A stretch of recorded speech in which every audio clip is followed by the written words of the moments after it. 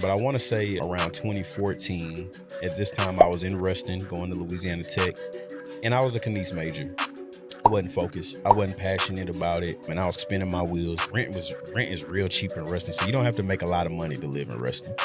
And so I'm a fireman. I'm doing my thing, and one day I just was, you know what? I need a fresh start. I'm out here going to school, maybe this quarter, maybe that quarter, hanging out, doing this and that. And I tell people the club lights came on for me, so I left.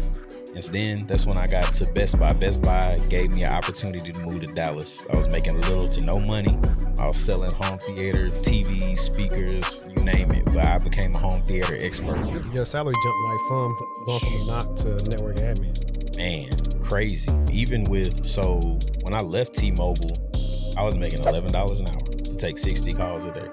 So I went from 22,000 to 50. And from Presidio to where I am now at ADT, now I'm making 80. I also saw you talking about job hopping.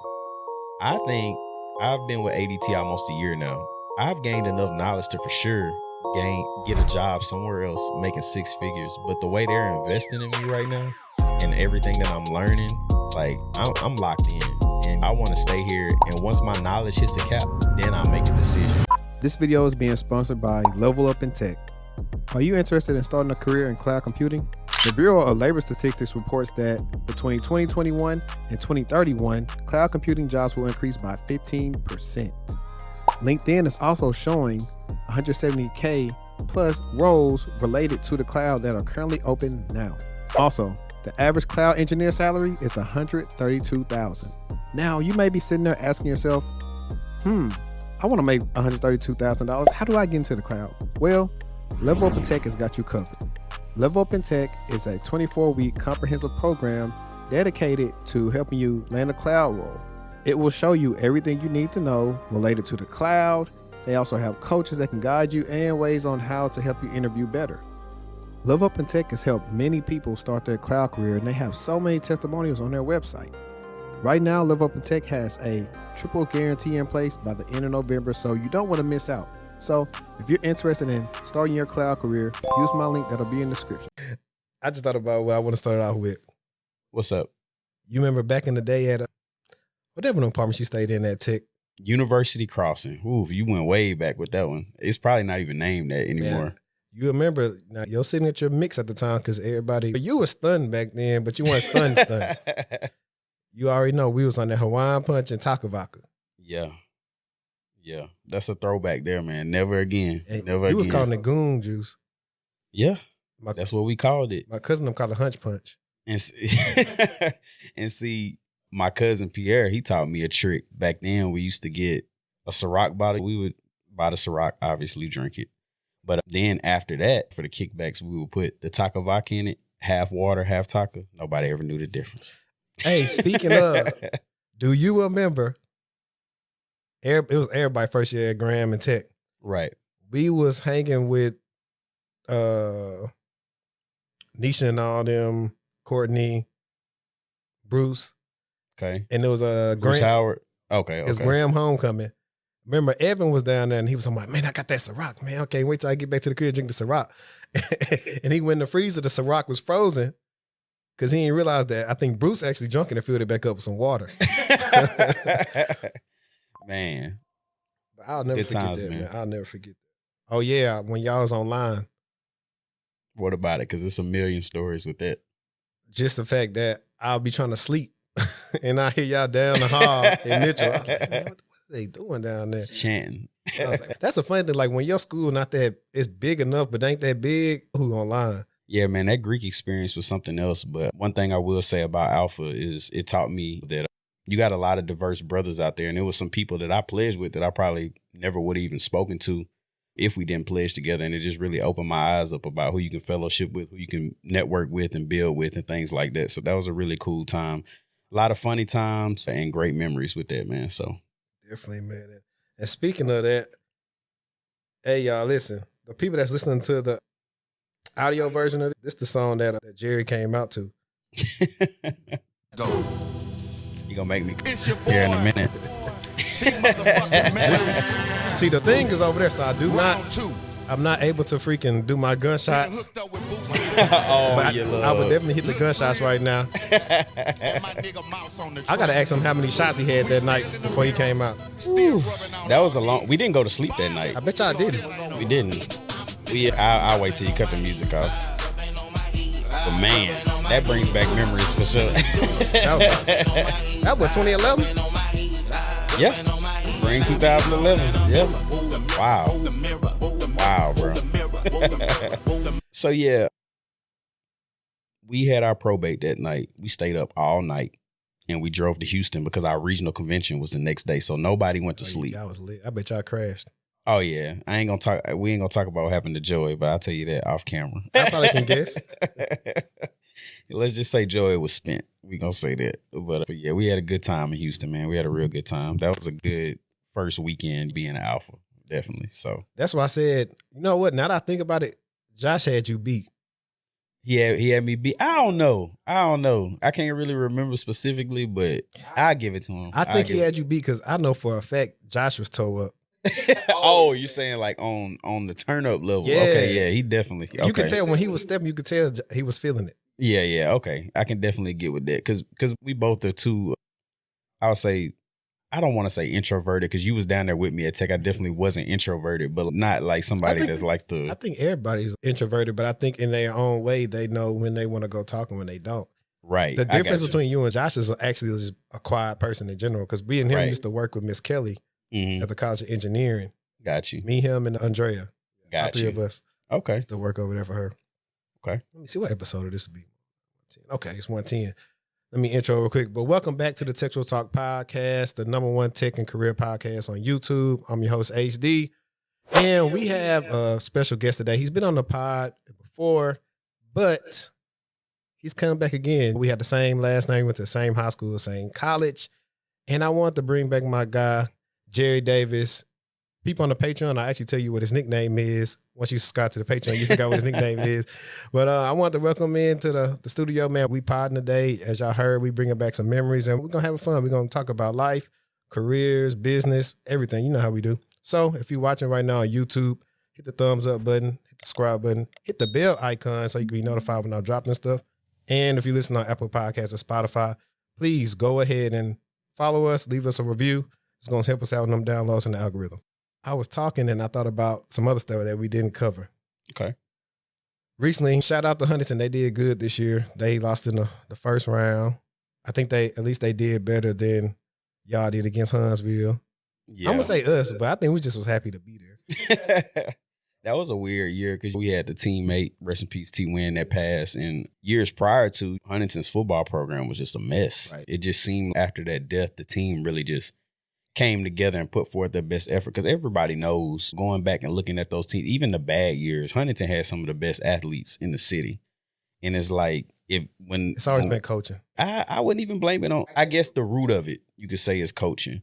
But when we got it together, it was hard to beat us. And that's why we used to have to go to Marshall to play a non-district game because the Benton, Green Oaks, Bossier High, if they didn't have to play us, they didn't want to play us because they knew we had the talent. Shout out Huntington. I would love to see y'all go to state one day and win it, but you came up short. But hey. I've been waiting for a team to do better than my senior year. And what's that? I think like 03 with Jason Fobbs and quarterfinals. Yeah. Both our teams went to quarterfinals. I've been waiting for a team to get to the semis. And well, Huntington is still, they got a good program now, though. I think their first graduating class was what, like 74? You talking about a school that's not even 50 years old yet. They'll get there. And then you look at North Louisiana football, it's so many 5A and 4A programs. The talent is so spread out across the city. It's not like West Monroe where everybody goes to one school. Right. That's something you got to consider too. So when that does happen, it's going to be a big deal, definitely. Because our school like to show out for homecoming, which I'm going next year. That's our 15th year. Yeah, see, ours got messed up with COVID. Like my 10 year got messed up with COVID. Like it was trash. Yeah, that's right. Dang. But shout out to us because we did have the best homecoming. What I seen from Facebook, like, you felt like they went to college, which they was doing homecoming. Right. They had a parade and everything. So shout out to them. They tailgated this year. I don't know if they did that last year, but they tailgated and everything. It was awesome. And I really wanted to go this year, but I got stuck in traffic by the time I got to Shreveport because it was my dad's birthday weekend. So by the time I got to Shreveport, it was dead. So it was like 9 o'clock already. And I was like, all right, I'm old. Time to go home. Yeah, man. But anyway. especially me and G Smooth, occasionally would text each other, be like, tuck your shirt in, Kid Rock. Man, before I get off the football subject, I want to laugh at some funny stuff. The reason why I said coaching, and ain't the fact that the coaches weren't good, is we never had any consistency. Because like I think y'all might have had Coach Green maybe for 2 years being the head coach. Yeah. Every year I was there, we had a different head coach. 6 or 7 coaches when I was there. That can be tough too, man. And especially you got kids from different parts of the city, and that's where I think, I say his name, but that's where I think Coach Bird went wrong, because I do believe Coach Bird was a good coach. I just think he was so out of touch. He did not know how to reach any of the kids, and he lost them immediately. And that was his downfall. Yeah. So I knew you going to say. I wanted to bring it up, bro. Hey, I was going to put on the thing. I was like, I was going to ask, first of all, I was going to ask about that. Could you talk about the situation about what made y'all want to throw the eggs? Oh, the egg throwing. So that was going into my senior year. We were practicing for 7-on-7. It's hot every day. Gas was crazy. That's the first time we've ever seen gas hit $3. Of course, when we start to become adults, right, everything started getting more expensive. And so we were just bored after practice one day, man. And Courtney was, I ain't gonna blame it on Courtney, but it was Courtney, Kenny, Big White, Ness. CJ, right? I want to say CJ was there. And we had done it before. So we just happened to get caught this time. But anyway, we was just, after practice one day, we were all just hanging out, and we were just like, y'all want to go throw some eggs? And then, yeah, pulled up to Walmart on the Pines Road, got them. And then, long story short, we got caught. Kids at home, don't throw eggs. Right, we ain't gonna go through the intricacies of how y'all got caught. That whole story is actually pretty funny. We didn't see a lot of funny stuff. Right. Shout out to all the coaches. Shout out to Coach Bird. I used to laugh all the time. He'd be like, he's in the 1 and he's in the 5 and all that yelling and stuff. What is he? I think I asked Joey, but I think he's back to writing now, like for the paper. I don't think he's coaching. I know he was at Loyola for a while. He was at Loyola and Bird, right? Yeah, I think he went back to, his dad was a big sports writer for Shreveport Times, and Jerry Bird Sr. or whatever. So that's how everybody knew him. And I ain't gonna say that's how he climbed the ranks, but he had a connection already into sports in that area. So, but I'll say, like I said, we didn't mean to turn this into a sports pod.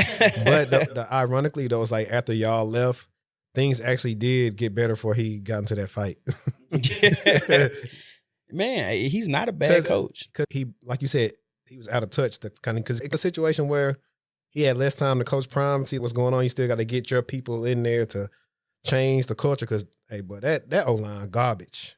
I probably wouldn't let Shador play for the rest of the season. That's how trash them boys is. Yeah, man, that's something I really was rooting for them, and along with a lot of people. I didn't want them to leave Jackson State, to be honest. Talking to some friends and stuff, it made sense because it's hard to get top recruits to have options to go to these laid universities, nice dorms, nice everything, programs if they're interested in getting the education. And it's like Jackson State just wasn't offering it. And hopefully they will one day. Shout out to HBCUs, even though I never attended one, but shout out to them. More empowerment to y'all. But that's ultimately why a lot of people justify him leaving. But I would have loved to see him stay there and beat a Alabama or a USC. I think it could have happened if they would have did right by the money. That's stuff people's always just focusing on. Oh, Prime, he left. No, they was not doing right with the money. Yeah. That's the biggest day attendance ever been once he came down there. I agree. Yeah, when you got somebody like that, and it's Tech in the same boat. They didn't want to pay Sonny Dykes. They didn't want to pay, what was his name? Derek Dooley. Yeah, they didn't want to pay him. And both of those guys went to Power 5 schools. They didn't do great, but Dykes went to TCU and made national championship. He lost real bad, but he made it. Yeah. But you talking about... Think about what Sonny Dykes did with us, though. They was the number 2 offense in the country behind Oregon. And that's crazy to say. How many people got drafted that year? 3 or 4? I want to say Quinn Miles. I can't think of anybody else, but those were the 2 main 2. Those guys. I think we had some defense. I think we had a defensive player that too. Shout out to LeJerry Sneed on the sheets. He from Tech. But hey, listen. Hey, y'all, look, we finna start the pod. I promise. He ain't text me about football in a while, and he know why. Oh, because the Broncos beat the Chiefs. The real reason why I haven't been texting anybody about football lately is because the Chiefs have been really dominant over the years, and I don't want to be that person that every time the Chiefs win, you just know that text coming and I'm about to be annoying. Now, when the Chiefs was bad and they would win, I would be texting everybody because it didn't happen as much. But now I'm used to it. I try to be a good sport. But you know, I didn't text you either because I'm one of the few people that's a realistic fan. Yeah. And there's always, if you've seen this, even last year when they was bad, Broncos always play good against the Chiefs. They do. Because the Chiefs got a target on their back. That's if any bad team is going to play good, that's the one time they want to do it. I think it's a division game, but two, I just think they both understand each other so much. I just think it's like when Peyton used to go against the Ravens and Ed Reed just knew how to play against Peyton. Justin Simmons knows how to play against Pat. And then Pat Surtain know what he got to do. And it don't help that y'all ain't got no legit number one no more. Right. And I mean, same thing with, Peyton when he was in Indy against Ty Law and the Patriots. That was just always a dogfight. You think it's going to be a high-scoring game every time? I think some of those games would be like, 14-17 or something like that. And I'm just paraphrasing. But yeah. That's cool. All right, guys. We finna really intro the pod, though. Jerry, can you tell the people a little bit about you and your background, and then we'll kind of get into your spiel of like how you made your way out to Dallas and what made you want to get into networking? Yeah, okay. Of course, I'm from Shreveport, Louisiana. Went to Huntington High School. I joined the Air Force straight out of high school. I was a fireman for the Air Force. I really love that career. It's just at a certain point you get to seeing how things work and how promotions work. And I don't know if people out there are familiar with civil service, but civil service is something where when you're hired, that's it. That's how you get promoted. If somebody got hired a day after you, you are ahead of them for life. So that's not something I really care for, but I really did enjoy being a fireman more in the military versus on the civilian side. And I want to say around, and I'm running over here to your next question, but I want to say around 2014, at this time I was in Rustin going to Louisiana Tech, and I was a Kinesiology major. I wasn't focused. I wasn't passionate about it. And I was spinning my wheels. Rent is real cheap in Rustin, so you don't have to make a lot of money to live in Rustin. And so I'm a fireman. I'm doing my thing. And one day I just was, you know what? I need a fresh start. I'm out here going to school, maybe this quarter, maybe that quarter, hanging out, doing this and that. And I tell people the club lights came on for me. But so at the end of the night, the club lights come on and you just like, dang, like fun's over. Then you just disperse.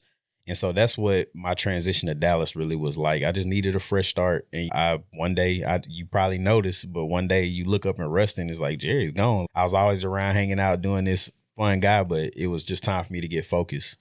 And even at that time, it was time for me to get focused, but I didn't know what the focus was. But I just knew it was time for something to change. So I left. And then that's when I got to Best Buy. Best Buy gave me an opportunity to move to Dallas. I was making little to no money. I was selling home theater, TVs, speakers, you name it. But I became a home theater expert. It really was Lawrence from Insecure. I tell people that all the time. Like, I can relate to his story so much. Shout out Lawrence from Insecure. I think everybody can. It's probably like a solid stand-up, smart man. Everybody probably can relate to Lawrence. Yeah, man, because he if you've seen Insecure, like that's literally what I went through. And it's you tell people you want to do this and that, and it sounds crazy until it happens, right? And so anyways, after years, I want to say I was with Best Buy for 5 years. And then I decided I've always been like, I remember on one of your podcasts, you were talking about how you were techie and you like phones and you thought that maybe you would go into podcasting about phones and things like that. I've always been like a techie person, but I never saw myself working in IT. And so one day I just was like, you know what? I'm real into tech. I got to have the latest phone. I got to have the latest whatever, and I was like, why don't I go to school for this? And I still didn't know what I wanted to major in. I picked programming, and I had to take a Network Plus class at the school shout out to NCTC in Corinth. That's where I got my associates in computer network technology. But going there, my first class, ironically, was Network Plus.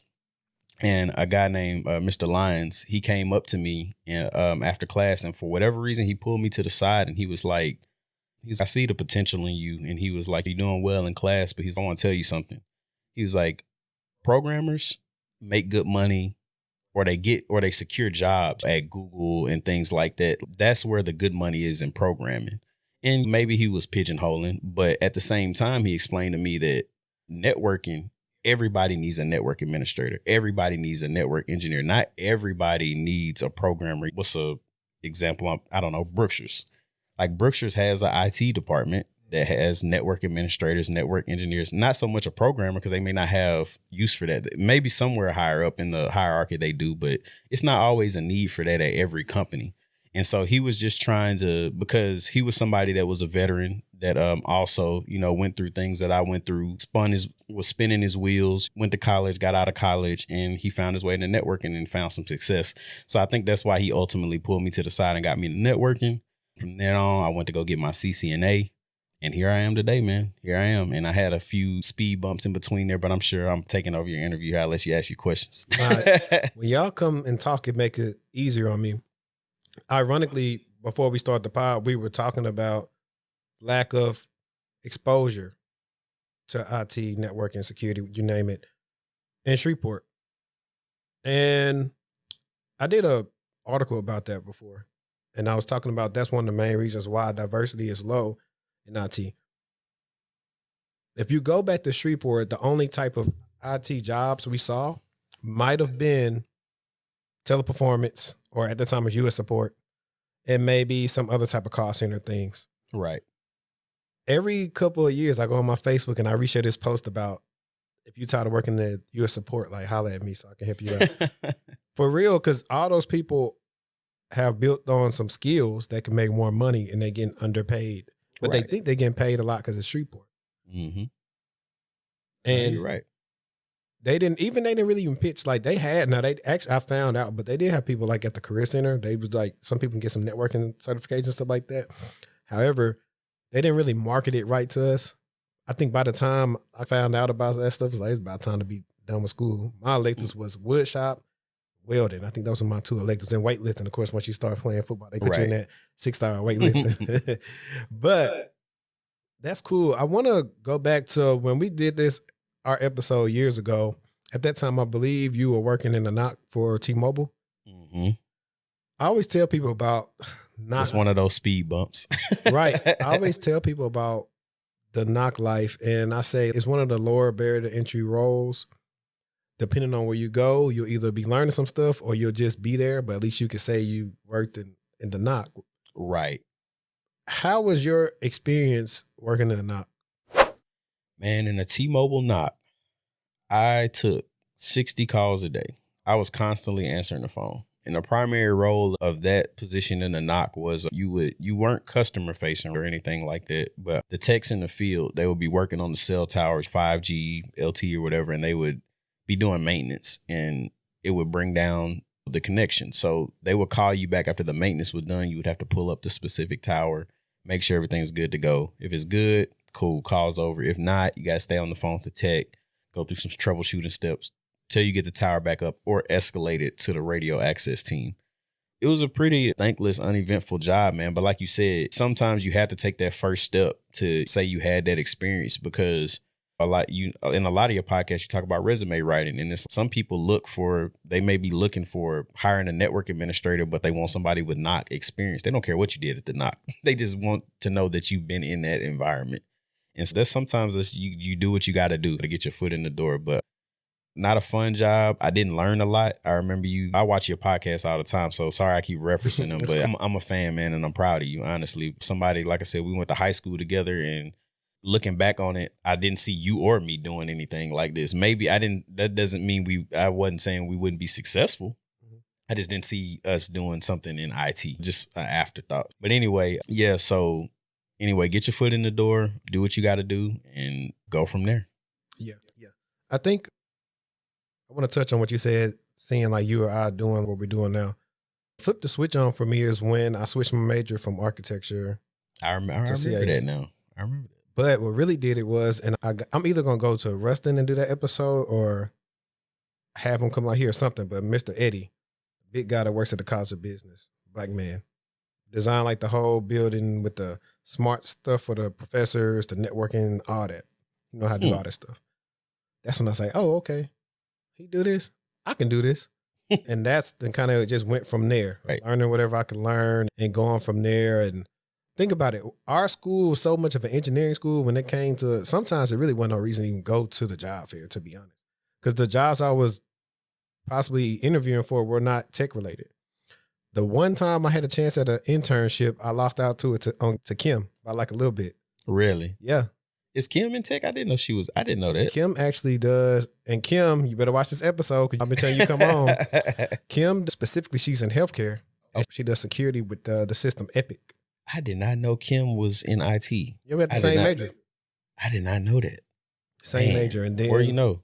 She stayed a year after and did that master's in information assurance.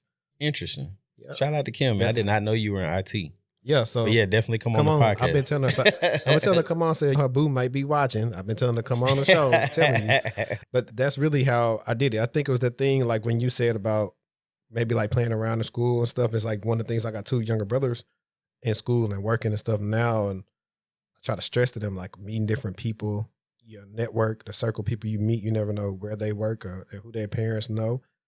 Because I think that's a big one. Like everybody, I think I did good to move in. I moved like off campus my last quarter. Cooktown Road. Shout out to, I was living with Mason and Marquise, D. Marquise. And I think like, I forgot the other dude's name. But I probably wouldn't have made it staying there like 3 or 4 years because it was jumping. The first night I moved there, we playing drinking games and I had at 8 o'clock the next day. Yeah, I never lived on campus. And that might have been a mistake, but I never lived on campus my whole time in Rustin. So no, on campus apartments, that was cool. You can walk right to Lambright right. And Harold will tell you today, me and Harold, of course, are best friends, but he'll tell you today that he never wanted to room with me because he said he would never be focused.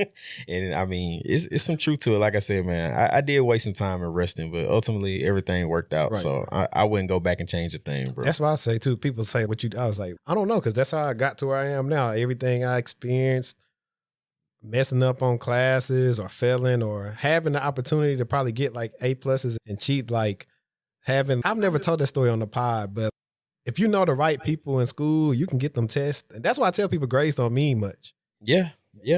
I specifically remember tests getting passed around all the time. And a lot of people don't know is that like a lot of fraternities, not the Divine Nine, but a lot of fraternities that have been there for years and years, they have vaults with these tests in them. And the football players.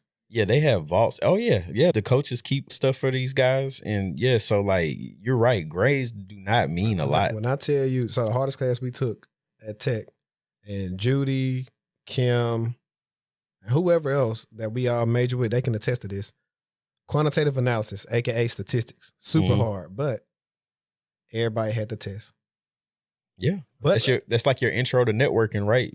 To find those tests. But ironically, I actually wanted to learn how to do this stuff. So I hate to generalize, but this is an African dude. I forgot what his name was. Super smart. He knew how to do the stuff. He taught me. One test I took off the stuff I learned from him, and I got everything right but wrong. What I mean is I was like writing the wrong sign or something on there. So that's how I made my answer wrong, but I knew how to do it. Right. Because I wanted to learn that. I was like, it wasn't no benefit of me of like just doing that, because I was like, I might need XBAR one day, even though we got Excel and Power BI and Tableau. But that's just a segue that we were just talking about school and like doing all these other things. Right. But I want to get into, like, normally when you work at a NOC, like I said, we don't do much. How hard was it for you to interview and land something else, knowing that maybe you didn't know some of the things that were on job descriptions or that they asked you in interviews? Okay. Knowing that you didn't know some of the things they may be asking you on job interviews, I recently just had a thread that I put up about people segueing from support and how it's hard for them to get into cyber because they answer from a support type of thinking. How are you able to translate that from coming from typically just answering calls from the text and reading off what we got to do to, okay, tell me about this, or LAN or VLAN, or how would you set network segmentation? Like, how was you able to do that? Kind of just trial and error, man, because you go to that first interview and then they may ask you something about, like you said, tell me about, you would think that they would just ask you, what's the definition of a VLAN? But they want to know more than that. They want to know what happens when you connect a computer to a switch. Vague question. And I won't say that's a vague question. That's a pretty basic one. It is a vague question because it's like what you mean? It's specifically what you want to know. But they go beyond your basic, what's the word I'm looking, how can I phrase this? Like your basic just network knowledge and terminology. And I think that's a learning curve that a lot of people have to get past. And you really have to deep dive because it is even though they're looking for that NOC experience, again, going back to my first point, they don't care what you did in the NOC. They want to know that you're prepared to take that next step. Like, how have you been improving yourself? How have you been gaining knowledge around the world of networking to take that next spot to be a network administrator? Am I going to be able to trust you to go into an IDF and make configurations on this switch and not take down the whole building? So that type of thing is a big part of that transition. And it can be a lot at first, but to those out there that are watching this, like, when you go into those interviews and you fail, don't feel bad. And I say that lightly because you're going to feel bad. But what I'm saying is recollect yourself, pick up the pieces, and continue to build upon what you know and continue to learn and go from there. And then you'll come back and you'll kill it. And it's always going to work out. If you're dedicated to something, if you're passionate about something and you put the time in, it's always going to work out for you. The job I hold currently, I wouldn't want to be anywhere else right now. I'm in a perfect position. And I interviewed and reached out about jobs, and ultimately I'm right where I need to be. I'm learning. I'm like a sponge right now. And so I couldn't be happier. So don't take failure as what is as what it's defined as. Take it as a learning experience and grow from it. Yeah, that's what I tell a lot of them. I say, hey, just make sure. One of the good things is I have them record their interviews now. So now I'm able to listen to everything they saying. I was like, I ain't like that. I didn't like that. You didn't answer this because they asked you this and you start talking about something else. Slow down. I also tell them, hey, it's a thing. And I did a little bit in this interview here because I was talking fast. But typically, if you notice, I'm pausing before I talk. So I limit the way I say. Like, some people do this. My client the other day, if he'll watch this, he'll be like, yeah, I was doing that. But he kept on saying, you know how this is, right? He was saying right after everything. And when somebody says they're trying to convince you of thinking like they're right, I was like, stop saying that. Like, pause. They want that validation. I was like, pause and just say all your sentences out without, if you don't know what you're going to say, just pause a little bit. It's okay. They'll understand. Everybody get nervous doing interviews. I get nervous doing interviews. It's cool. It's perfectly known. If you ain't nervous, you ain't trying to do good. I hate panel interviews. And I know that's like a big thing in IT and there's no getting around it, but I hate them. Luckily, at my last job, we didn't have our director was supposed to be in the interview, but he wasn't. So I'm glad he wasn't. But I just hate panel interviews. I really like one-to-ones because I feel like in panel interviews, you get a question, right? And then I feel like somebody else is listening to you answer, and then they try to snowball the question into something more difficult for you versus that person just going on to what they were going to ask next. So anyway, like I said, it's part of it. You got to be prepared for it, but I prefer one-to-ones. Yeah, I'm indifferent on panels. It depends. Sometimes you got to work the room. That works. I know also, for example, most of the places, instead of doing the panels, they'll say, okay, you need to set aside 4 hours of your day. And you'll do your different interviews throughout the day. So that's how Goldman Sachs was. Goldman Sachs was like, I just knocked out like all my interviews that day. And then Microsoft was two interviews a day once I got to the loop. I was just about to ask you, and I hate to like switch it up on your podcast, but what's the most strenuous like interview process you've been through? Strenuous, I would say in recent memory, I probably would say it would have to be, I'd probably say it had to be Microsoft. And I don't think it was like strenuous. I think it was just more so me trying to prepare for it at that time, trying to prepare for a technical role. When I was working a non-technical role, it was hard because I had went from a year of doing stuff I knew how to do to doing different things. And that's what kind of made that hard. But after I got situated, I did decent enough. I knew I didn't do the best I could. Right. But I got like validation. How many interviews did you have to do? I did. So that loop is 4. And then before that, I also had the interview with the manager. So you can count like maybe 5 in total. Wow. Yeah. Beyond 2 or 3, man. And I know these big companies, they put you through the loop, but I just think after 2 or 3, that's excessive. Technically, it's like in rounds. So technically, it's only 3 rounds. So it's not too bad. It's typical. Typical, you have a phone screening. Yeah. You talk to the hiring manager or somebody, then you have like your technical interview. Like, so the loop counts as like that 3rd round. Okay. Technical, like the first interview of the loop was technical. Then the second interview was more so on the principles of the company. And then the 3rd one was, I forgot what that one was like. And then the 4th one wasn't really technical. It was just me talking to the director, who I had already previously connected with on LinkedIn. Mm. And then, like, for example, I'd probably say that my Microsoft one was probably harder than Amazon. Hmm. I've interviewed like Amazon like twice. Okay.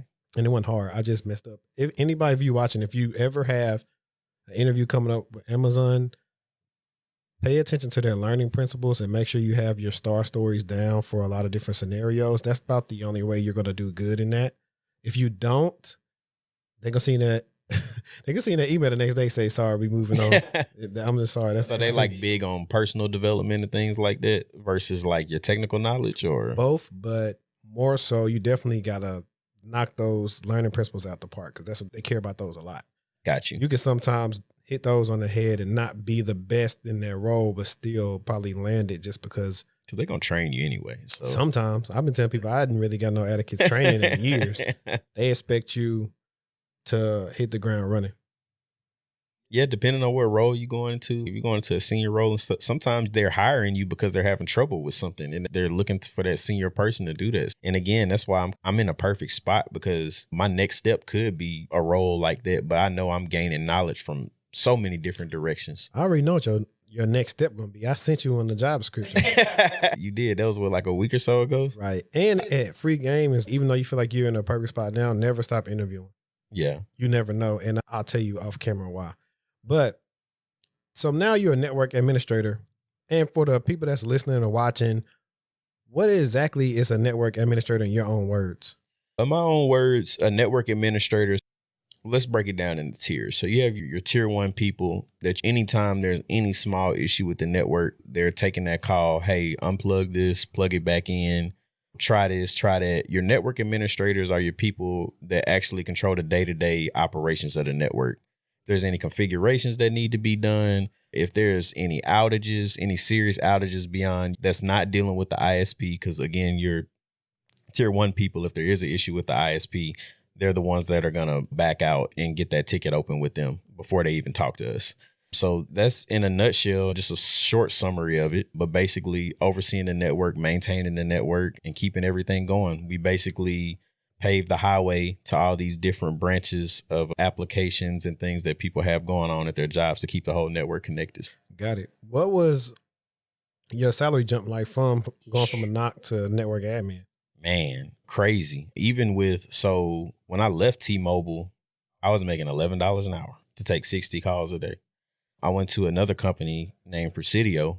Yeah. And that was also a similar NOC type. It was like a mesh between NOC and network administration. That was the first time I was actually logging into Cisco devices on the job remotely and looking at configuration, not so much changing anything, but seeing if different routing protocols were up or down, seeing things like that. So that was my first time doing that. So I went from making $11 an hour is what, roughly $22,000 a year. So I went from $22,000 to $50,000. And from Presidio to where I am now at ADT, now I'm making $80,000. And that's not the big $160,000 a year job. A lot of people, I see you going back and forth with people on socials all the time. Oh, make $200K tomorrow type thing. And I also saw you on, and again, bringing up your previous podcast again, I also saw you talking about job hopping.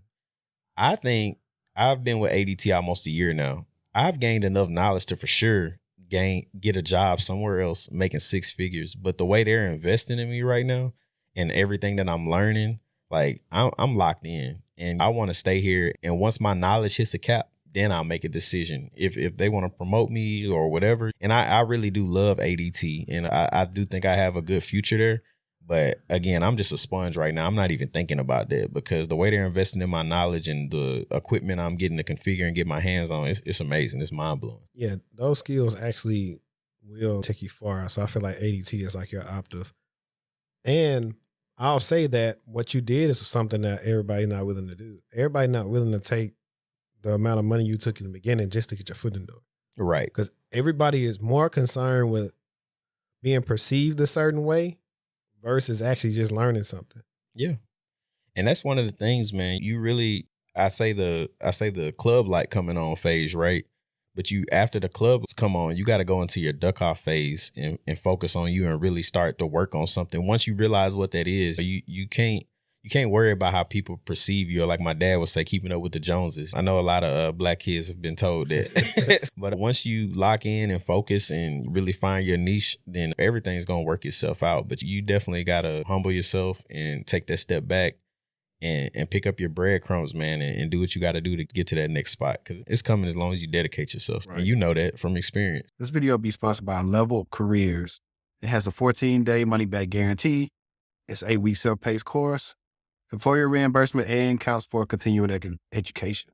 Here are some of the reasons why you can choose cybersecurity: high demand, job security, competitive salary, work variety, and fulfilling work. The national average salary of an information security analyst is $113,000. Your instructor is Josh Matacour, and here is the brief overview of the course. Theory introduction, security refresher, security frameworks, security regulations and standards, security operations signals. Then you have these great labs with Azure, logging and monitoring, Microsoft Signal, secure cloud configuration, and they help you with job hunt and job hunt execution. Use my code to try out Level Careers. You'll get 10% off by using my code, and you'll be taking the next step in propelling your career to new height. Now back to our scheduled programming. So did you have your CCNA after, did you get it like at the job in between where you're at now, or did you get it at Tmobile?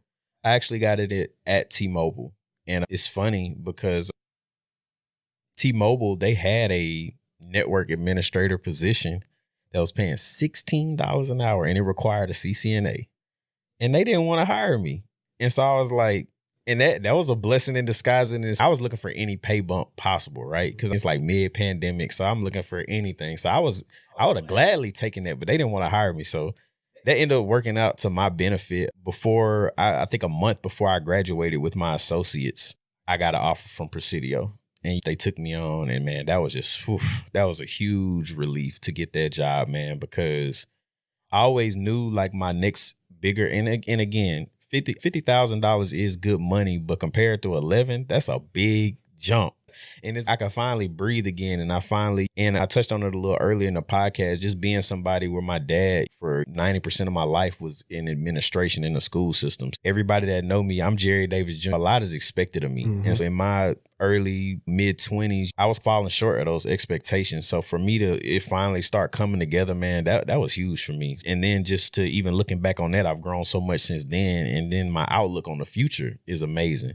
So I'm excited for what the future holds, man. And I couldn't love my career field anymore. I guess that love grows every day, but just trying to paint a picture of it, like I'm in love with my career, man. Yeah. Funny you said that, because I was driving on the way here and I thought about something. And I was saying, I believe young people, especially in tech, I think the earlier they can get higher salaries, the better, because that will help you throughout your career of not being underpaid. Right. The episode that's dropping on Monday with me and Shanae, we're talking about, I already dropped pretty much like the intro of, and how she said had one of the most interesting talks she had with a candidate was they said, hey, look, I want nothing less than $725K in total comp. And she was like, what am I doing wrong that I ain't asking for comp like that? But it's just one of them things you never, when you start meeting different people and these different companies, and there is a strategy behind actually landing high paying roles outside of paying attention to just whatever the title is. There's a strategy behind that. But Jermaine said you should start getting uncomfortable with the salary that you're requesting when they're trying to talk to you. Right. You should start getting uncomfortable about it. Some people are nervous and they'll undercut themselves because they don't want somebody to say no. Go in the mirror and say, this is what I want. Everybody remember, like, you remember when you stepped to your fiance? Yeah. Exactly. You probably was nervous, man. Shit, I'm going ahead and I'm gonna get it. Yeah, man. And that's one thing. I'm glad you encourage people to negotiate. My dad actually disagreed with me negotiating, and that just goes to show you somebody that's old school, working in the school system type thing. And he was like, man, that salary they offer you, that's not bad money, and you get more responsibility and blah blah blah. He was just so against it. And my dad, he's a very smart dude. Yeah. And it's just, but he's not right all the time. And ultimately, he was proud of me and proud just to see another decision that I made on my own work out. Yeah. But yeah, I definitely negotiate that salary. You can't be scared of that. So now one of the questions I have for you is, you said something else earlier that I don't even know what the acronym stands for. You said IDF, but what are some skills that you needed to hone in on for you in order to be successful at this role? I would say number one, patience, because I think going into that role, it's almost, and I was talking to Harold about it, in networking, especially if your environment is critical, right? Because at ADT, that's basically controlling people's ability to monitor alarms, house fires, houses being broken into, number of things. So you bring down a network like that, trying to work too fast, you could make a really big problem. So patience, number one. Number two, consistency. I think you should get into the mode of, and notice I haven't said anything really technical yet, but you should get into the mode of doing the same thing the same way. I read a quote the other day that said, the way you do something today is the way you're always going to do it. And I think that's something I really took to heart going into work every day. But getting on the more technical side of it, learning your environment, learning your network topology, learning your subnets. When you get in there, enterprise networking is so much more different than the labs you used to setting up. And so learning that is just going to blow your mind anyway. Seeing like a /20 subnet and seeing different network addresses, you like, how is this talking when this network, this third octet isn't the same as this one? Because you're so used to doing your basic lab stuff, and you may know how to subnet, but you haven't seen it in work and in an enterprise environment. So things like that, man, just take it one step at a time. And what Mr. Lyons used to say in our networking classes is the only way to eat an elephant is one bite at a time. So you learn as you go, and really your seniors are a big part of that, because you can get to a job and sometimes people be snobs and they expect you to know everything. But that's another reason why I love ADT, because I have people that 17, 20 years in the game that are just willing to answer what would be viewed by most as a silly question. And that's really valuable as well. So just soaking it all in, and man, I'm loving it. So right. I only consider something a silly question. I really don't consider anything a silly question. It would only be if you didn't check the documentation, then that's when I say, okay, you could have looked that up because it's right here. Just put it in Confluence. If you don't see it, then I'll help you. If you can't find it in Google. And that's another thing I put in the thread yesterday. I was like, you trying to BS the interviewer, just say, I'm not familiar with that. I don't know. But if you gave me a chance to, I know I can find the info. Like, just tell them. Right. All us use Google at work anyway. Exactly. Yeah, one of my seniors, he hammers on me all the time because I like to memorize stuff. And that's great. And he's like, I don't really care about you memorizing stuff. I care about you knowing where to look when you don't know. That's what's really important. That's a good point you brought up. So everybody uses Google at work. Google is definitely your friend. And speaking of what you're talking about, you pretty much, I would say home security. That's the industry that you're in. You actually now can niche into home security. Right. Yeah. Like specifically with networking. But you touched on something that I touched on in my video this week. You understand the whole part of your job of what it affects. Parents or family at home, kids are in their room, network goes down. Now they don't know a burglar's in the house. Something might be happening to the kids. So all these type of things can happen if everybody's not doing their job. And I want to say that because I touched back on the reason why Tmobile stay getting breached and stuff, because they cheat. Yeah. That's why. When people don't care about their job, what networking person going to care about their job? They're getting paid $16 an hour. When we know for a fact that people elsewhere are getting really paid from Tmobile because they took over Sprint. Yeah. Like, stop playing with me. Pay me. Yeah. Even when I was there, I was a contract worker. Half their NOC is contracted out. So I can believe it that they may be cheap. Not to talk bad about them. Again, they gave me my first opportunity and things like that. He's not going to talk about you. I'm going to talk about you because most companies who got their stuff contracted out, that's not a good sign if you don't have any consistency there. That means it's a lot of turnover. And that's when you see that, you'll typically know that's why certain things happen. Because Toyota over there in Plano, they got a really nice campus over there. It's right down the street from JP Morgan's. You did an interview with a guy that worked there that, like, didn't he write a program or something that got like a lot of, was it them or GM? Oh, you talking about, speaking of, shout out my guy Xavier, he will actually be back on the pod in December. Okay, awesome. He's from Detroit. He probably gonna have his buffs on in the interview too. Yeah, I know, man. Yeah, you told me he wrote something for them and they broke him off really well. So shout out to him, man. When's the last time you spoke with Joey? Sometimes, well, he's on Twitter sometimes. I see him on Facebook sometimes. outside of that, I hadn't talked to him in a while. Typically, I run into him sometimes if I'm in Shreveport, Bossier. Did you know that he's in education right in Shreveport, but he's also pushing real big, going back to our exposure thing, but he's also pushing for kids to get into IT. And he actually just recently got 2 kids a cybersecurity scholarship full ride. So, but yeah, shout out to him. I just wanted to say that on the podcast because Joey is really doing some great things. And he's at Woodlawn High School right now in Shreveport. So next time you talk to him, bring that up and he'll tell y'all about, because he's really passionate about helping those kids. He's reached out to me about it. I think he probably just got busy and got it or something. Because remember, him and I was arguing about that at your house. And I'm like, bro, how you going to tell me? Like, I get what you saying. I was like, he can get a little bullheaded sometimes. That's always him. But his heart is good. Yeah, definitely. No, shout out to Joe. Listen, how I got to school and back and my groceries.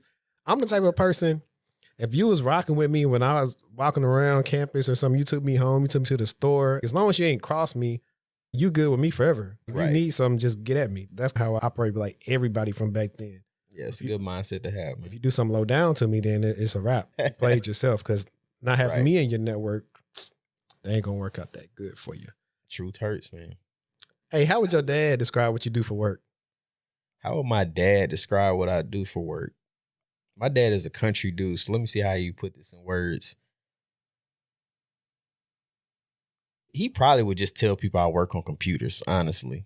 And my mom, so she works at the Shreveport Tourist Bureau downtown. You know, the place that's by the Festival Plaza with the big mural on the side, the Mardi Gras paint. She works there, so they actually have an IT guy. So she has a better understanding of what I do. But my dad would just tell you, oh, he works with computers or something like that. He work in the air conditioning. That's what he was saying. Something like that.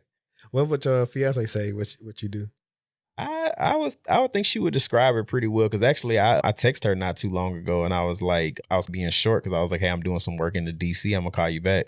And she was like, all right. And then so when we got on the phone later, I was like, did you know what I was talking about when I said DC? She was like, I know, it's a data center. And I was like, yeah, okay, cool. So she has a good grip on what I do. So she would describe it to the T. And that's an even more niche skill set, working in the data center. Oh yeah, man. Like I said, the exposure I'm getting right now is crazy. Like Is your data center out here?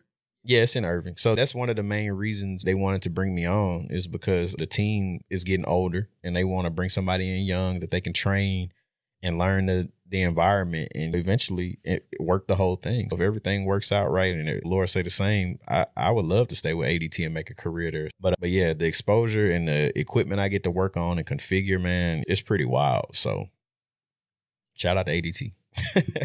So what were some challenges that you dealt with coming from a NOC background into being a network admin? Again, just understanding enterprise networks, understanding you know what a switch is, what a router is, but they have management switches. They have switches that you just plug devices into so you can reach them, so you can configure them from the house or whatever. Learning about firewalls. I've never dealt with firewalls in my life. I've always been a route switch guy.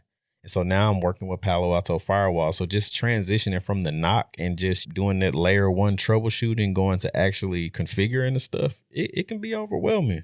But you just continue to have that confidence about yourself, and confidence enough where you can ask questions and not feel dumb, right? And like I said, and that also goes back to, again, your team has to encourage that for you to thrive, because a lot of teams can be condescending when you come to them with questions. It's unfortunate, but it happens. But I'm fortunate enough to have a good team around me to help me in that. Cool. So at a high level, could you talk about any type of projects or anything that you've gotten a chance to work on being like a network admin now?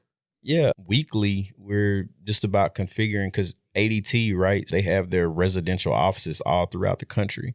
I won't say weekly. I would say at least once a month, we're standing up a network for a site that's moving or whatever that may be selling ADT services. But we're standing up those networks to send out. So that's basically the project. My career is the project.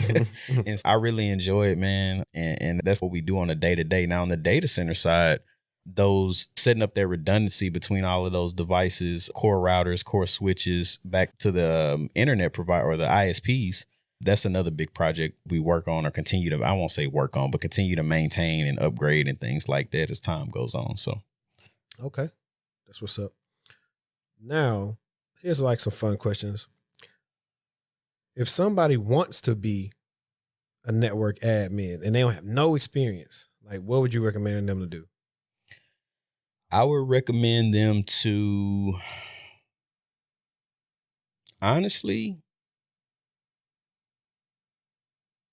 just, I guess from my experience, I would recommend them try to find some type of at least associate's program that has a true path of network. Cause like NCTC, just their program is great. We talk about school a lot and we say, oh, I didn't learn anything that helped me with my job. It's like the complete opposite with me at NCTC. They literally took me in. They had a Network Plus course. They had a CCNA course. So they literally were big on hammering these skills that you would need to learn to get into networking. Now, if you want to pay for a Network Plus boot camp or whatever, that's cool too. But or just pick up a Network Plus book and see what you can pick up on yourself. But for me, I needed someone to teach it to me. When I went to NCTC, it was just like a springboard for my knowledge from there. So that's what I would recommend. Yeah, I think a lot of people, and this also wasn't advertised to us as well in school. Community college is actually where it's at if you want to get maybe in the tech or something, because they have, like, even BIPSI has stuff to where it's strictly you want to get in security. They got these classes for security, networking. BIPSI also has this agreement with GDIT right there next door to where they're helping people get internships and working. Yeah, most definitely, man. A lot of people, I was 29 when I started at NCTC, and a lot of people were in their early 30s or late 20s starting there and just trying to pivot into IT. And a lot of us have gone on to have successful careers from that. So, yeah, don't shade on the associates, man, because I guarantee you I learned a lot more than some people did getting a 4-year IT degree at a 4-year university. Yeah, and especially as a more affordable way of education. Sometimes you might have to pay nothing. You may get Pell Grants to where you're not coming out of pocket at all. So it's really a win is a win. That's a scenario. It may be like a little shorter or a longer duration of you to get to where you want to be. But hey, that's what it comes down to when I have conversations now. Like, how fast you trying to move? You trying to go at your own pace, or you trying to get here quick? If you want to get here quick, try this program out. If not, you can do the tortoise way. You can go slower and go at your own pace. So it's like to each his own. Right, most definitely. And speaking of grants, like 90% of my tuition and books was covered by a program they had. It's no longer there, unfortunately. But I had to pay for my last semester because the grant ended. But it was called Tech Hire. But it was just an amazing opportunity. It was really just a blessing, honestly. Like, everything lined up because Mr. Lyons also told me about that as well. But I barely had to pay for anything while I was there. And they paid for me to take my CCNA, Sec Plus. So it was great. So NCTC was really into getting us out there into the workforce and make sure we had those basic skills. So that's good, though. I don't even know if tech has changed that stance. I know 3 or 2 years ago, I messaged Dr. Ellis about, hey, I see the curriculum look about the same as it was when I was there. Like, are they getting any certifications with these courses? They was like, no. I was just like, why not? Like, if I'm doing this course, I should. I did a networking course in my CIS major, and it was pretty cool. We had to design, specifically, we actually designed a network to be on a 3-story building similar to the New College of Business. I didn't know that's what we was doing at the time, but it was a cool project. Now, I don't know if you remember Vernon. Yeah, I remember Vernon. Me and Vernon was in the group with these. Do you remember Charles and Jack? I don't. One was from Cameroon, and I forgot the other one, but they was Africans. Right. They decided to boycott the whole project. So Vernon and I didn't get a chance to talk during the project. They were just talking the whole time. We ended up getting a C because they were their issue was they felt like they were so smart. So they was always arguing with the professor. He was getting his doctorate at the time. I was like, I don't know everything just because. Yeah, I can't stand those type of students, man. I can't stand those type of students. But anyway, I didn't mean that. No, you good. You good. I just like, it was funny to me. That's why I was like, bro, me and Vernon was so hot. Like, a lot of that stuff happened. You had that, or we had situations where, who was I in the group with to where somebody really didn't do no work? It was like, you know how they always talk about when you come to the group project, you didn't do nothing, but you get an A anyway. Right. Had a lot of those situations going on too. I don't know. All in all, I tell people, if you're going to a 4-year, then most of the time you need to be networking, getting internships, and check the curriculum out. Go somewhere with a little bit of prestige, because that's really what you're going there for. If you're going to Harvard, Stanford, Yale, Princeton, that's why you're going there. You're not really, of course, you're getting an education, MIT, but it's MIT. Somebody see MIT on your resume, they calling you back. Right. That's what that's for. Now, if you're not going to do that and you want to pay that money, do it the smarter, more efficient way. Most definitely. So are you hybrid? You work from home or what? Yeah, I'm hybrid now, and they're wanting me to work from home a little more now, but we moved buildings, and so with that comes a lot of growing pains within the network, and I've already been transitioning to the guy being on campus all the time. And everybody else on my team works from home. So I enjoy that responsibility. It looks good on me, and I continue to try to do a good job every day. But starting at the beginning of the year, I'll probably only be coming in 2 to 3 days a week. But we just got a lot of moving parts right now, and I'm just waiting until it settles down to fully take advantage of that hybrid opportunity. That's probably because it's probably real quiet in there when you're there by yourself. Yeah, and I tell Keisha and I tell Harold when I talk to him, it's like working from home, but home away from home type thing, because it's not really anybody nearby. I'm normally off by myself. I have pretty big cube space, pretty comfortable. And again, I like to pace a lot. So I'm glad nobody's there because they'll think I'm crazy. But so when I'm working on stuff, I may work on something for half an hour or so, then get up and pace for 10 minutes just to clear my mind and come back and refocus. So where's your campus located? In Irving. Oh, okay. Yep. That's where the data center Las is. Colinas? This is like right next to the airport. So is that considered Las Colinas? I think Not that's like really. actually Irving. Yeah. Because Las Colinas, I feel like is a little closer to where I live. Kind of, yeah. Yeah, I used to go to Backway to Las Colinas because I went to University of Dallas. Got you. Yeah. So yeah, but we also have, I don't know if you're familiar with Flex Central, but we have some environments an environment over there in their rented data center space. But our main stuff is in Irving. Yeah, before I left Income, I used to work. So Income, my building was on Beltline and Coit. Right before I left there, I had just got my badge to start going to the data center in case we had to do something there. But I had put in my 2 weeks in because I got the job I wanted. But yeah, our data center was downtown. Oh, okay. It's I forgot where it was, but you could literally take Coit almost like all the way downtown and get to that data center. Okay. Did you ever have to do any work in there, or? Jesse did. Jesse was the one. He was like the supervisor. Jesse was like there, everything at the time. I just was there. Gotcha.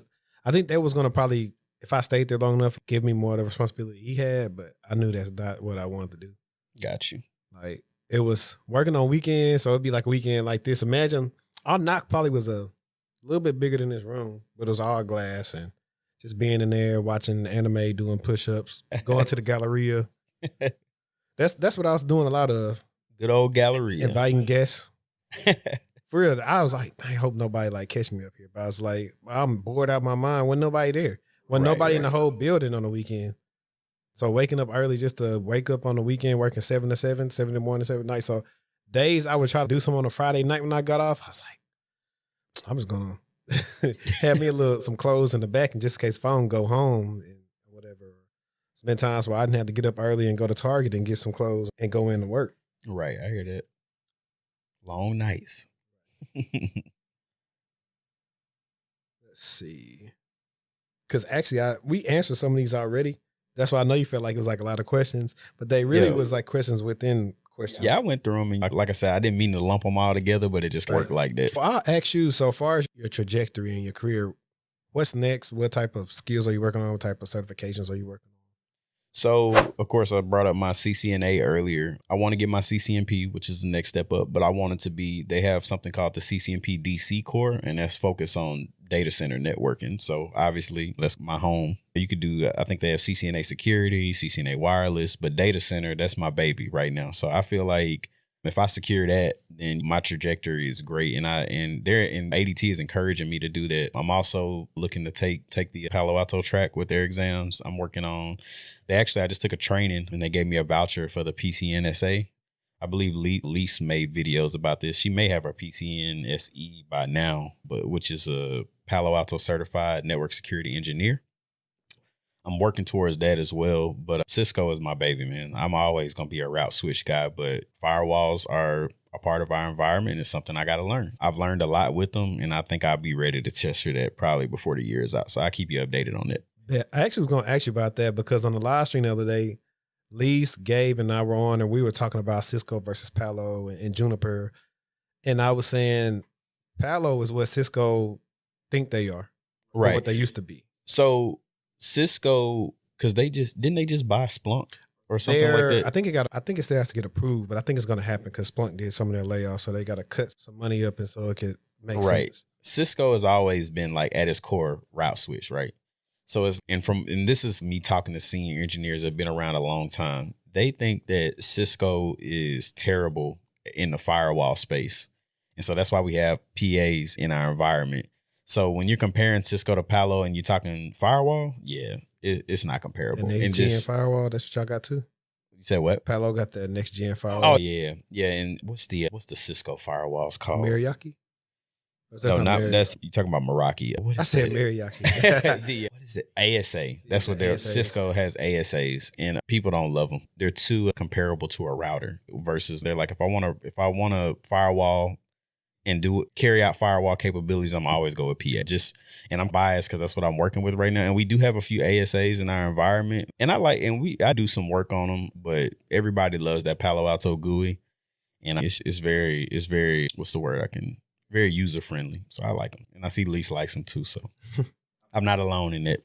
Yeah. The lady engineer.